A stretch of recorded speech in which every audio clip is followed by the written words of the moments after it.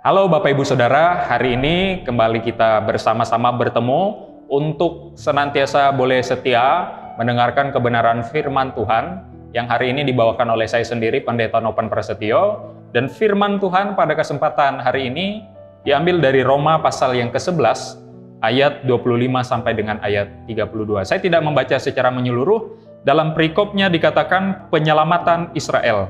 Dan nas yang saya pilih atau ayat yang saya bacakan ayat 28 sampai dengan 31 demikian. Mengenai Injil mereka adalah seteru Allah oleh karena kamu. Tetapi mengenai pilihan mereka adalah kekasih Allah oleh karena nenek moyang. Sebab Allah tidak menyesali kasih karunia dan panggilannya. Sebab sama seperti kamu dahulu tidak taat kepada Allah, tetapi sekarang beroleh kemurahan oleh ketidaktaatan mereka. Demikian juga mereka sekarang tidak taat, supaya oleh kemurahan yang telah kamu peroleh, mereka juga akan beroleh kemurahan. Bapak Ibu Saudara, kitab Roma ini adalah salah satu tembusan ajaran yang Tuhan pakai melalui Rasul Paulus agar anugerah itu disampaikan ke semua bangsa.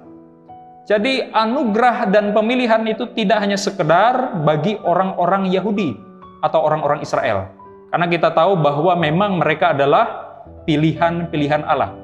Tetapi melalui kuasa Injil dalam Yesus Kristus, di mana Rasul Paulus yang menjadi orang dengan giat menyampaikan Injil melalui tulisan-tulisannya dalam surat secara khusus Roma ini, menegaskan Bapak Ibu Saudara, bahwa keselamatan itu tidak hanya bagi bangsa Israel, tetapi keselamatan dan anugerah kemurahan Tuhan itu dinyatakan bagi bangsa-bangsa lain. Dan kita ketahui bahwa orang-orang Yahudi yang seharusnya tahu bahwa Mesias itu sudah datang di dalam Kristus, tetapi mereka, Bapak Ibu Saudara, tidak percaya. Mereka tidak menghendaki Yesus. Mereka tidak mengakui Yesus. Dan ini adalah dinyatakan dengan keberadaan para tokoh-tokoh Yahudi, imam, Farisi, dan sebagainya yang tidak akan mengakui Yesus adalah Mesias. Namun Bapak Ibu Saudara, Tuhan adalah Tuhan yang punya kuasa. Dia punya rencana yang luar biasa melampaui akal budi manusia, sehingga dia menyatakan anugerahnya di luar bangsa pilihannya, yaitu Israel. Dalam nas yang barusan kita baca, Bapak Ibu Saudara, ada beberapa kali disampaikan kata kemurahan. Kemurahan ini artinya, Bapak Ibu Saudara, adalah bentuk cinta kasih Allah. Kemurahan ini adalah kebaikan hati Allah, Bapak Ibu Saudara. Dan kemurahan ini juga adalah pengampunan yang Allah nyatakan. Bangsa-bangsa yang di luar Israel adalah bangsa yang sebenarnya tidak mengenal Allah, bahkan tidak bisa mencari Allah yang sesungguhnya dan yang sejati. Namun karena kemurahan Tuhan itu begitu nyata, maka dia memakai setiap hambanya melalui para rasul untuk memberitakan Injil di tengah bangsa-bangsa yang lain. Sehingga dalam hal ini akhirnya bangsa di luar bangsa Israel, termasuk siapapun bangsa di muka bumi ini, termasuk saya dan saudara, itu boleh percaya kepada Kristus melalui anugerah yang sudah Tuhan nyatakan dalam kemurahannya. Bapak Ibu Saudara, Allah itu saya umpamakan atau bisa diumpamakan sebagai ayah. Ayah yang memiliki dua orang anak, Bapak Ibu Saudara. Yang pertama, anak ayah ini adalah anak kandung. Yang kedua adalah anak angkat, Bapak Ibu Saudara. Anak kandung ini walaupun anak kandung, Bapak Ibu Saudara, tapi tidak taat. Dia tidak hormat dengan ayahnya. Namun Bapak Ibu Saudara, karena itu anak kandung, walaupun tidak taat, tidak menghormati orang tua, bahkan mungkin menjauh dari rumah orang tuanya, namanya anak, orang tua tetap merangkul. Namanya anak, orang tua tetap memberikan peluang, menunggu waktu anak ini bisa kembali. Dan yang kedua, Bapak Ibu Saudara, adalah anak angkat. Anak angkat, Bapak Ibu Saudara, adalah sama-sama anak. Namun bedanya anak angkat dari anak kandung, anak angkat ini dicari atau dipungut, bisa jadi dari panti asuhan, atau dari pinggir jalan, atau dari manapun anak ini mungkin terlantar, kemudian dibawa dan menjadi anak angkat. Ini adalah proses daripada kemurahan seorang ayah kepada anak angkat, sehingga anak angkat ini dia angkat menjadi anak. Mereka sama-sama anak, tapi yang pertama anak kandung, yang kedua adalah anak angkat. Anak kandung tidak taat kepada ayah dan orang tuanya. Anak angkat karena memperoleh kemurahan dan belas kasihan, itu senantiasa taat dan selalu menuruti apa yang diinginkan oleh ayahnya. Nah, Bapak Ibu Saudara, berkenan dan ini, anak kandung dan anak angkat, seperti yang saya katakan tadi, itu sama-sama anak.